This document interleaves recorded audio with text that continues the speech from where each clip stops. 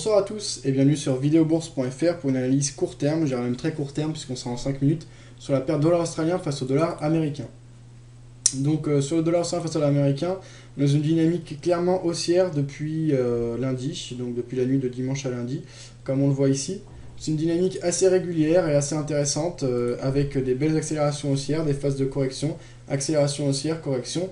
Et ce entre un support oblique et une résistance oblique relativement parallèle, donc une situation assez saine et une évolution régulière qui permet des prises de position assez sereines.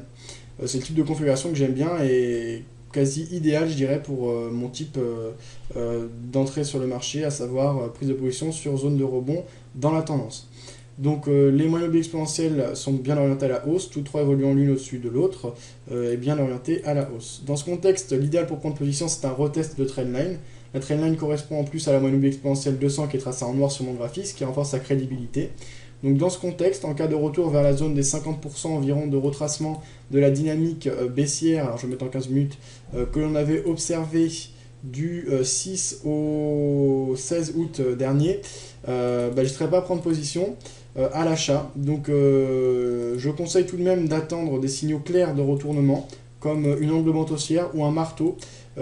Pourquoi pas un marteau qui a une ombre qui descend en dessous de la trendline mais qui clôture juste au-dessus, ce qui indique que les vendeurs sont là mais que ce sont bien les acheteurs qui tiennent le marché, ce qui renforcerait la crédibilité du signal.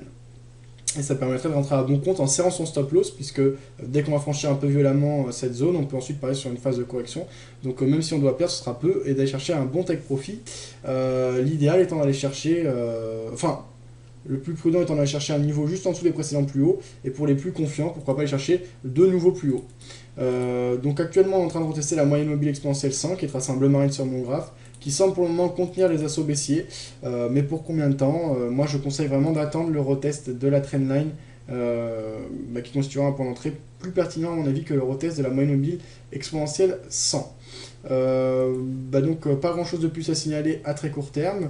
J'ai donc donné un signal précis dans le sens de la tendance sur zone de rebond. Alors si je passe à plus long terme avec un peu plus de recul, ici en 1 heure, on voit que la dynamique de fond est également haussière.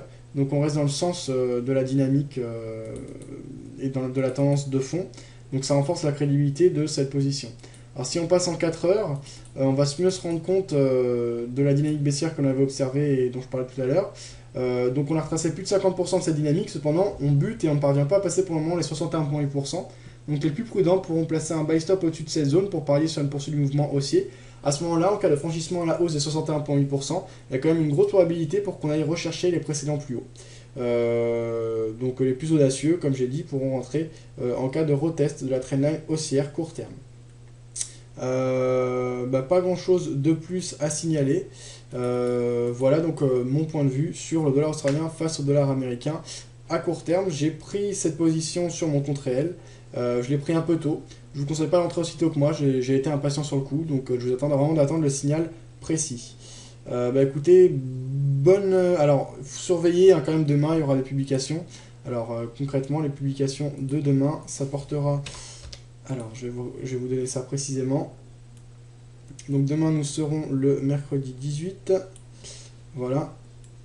Donc on aura des nouvelles, on ne sera pas super chargé, on aura simplement relative à l'économie britannique le MPCV, donc le PV de la Réunion, le résumé de la Réunion.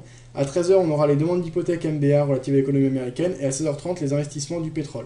Relative à l'économie australienne, à 2 h 30 et à 3 h 30 cette nuit, on aura le WMI indice de référence et l'indexation des salaires sur les prix. Ça ne va pas être des nouvelles qui influencent énormément les marchés, mais on les surveillera quand même attentivement puisque ça concerne directement la paire tradée. Donc on verra ce que ça donne demain et je vous tiendrai informé de l'évolution de ce trade. Voilà, bonne journée à tous et à bientôt sur videobourse.fr.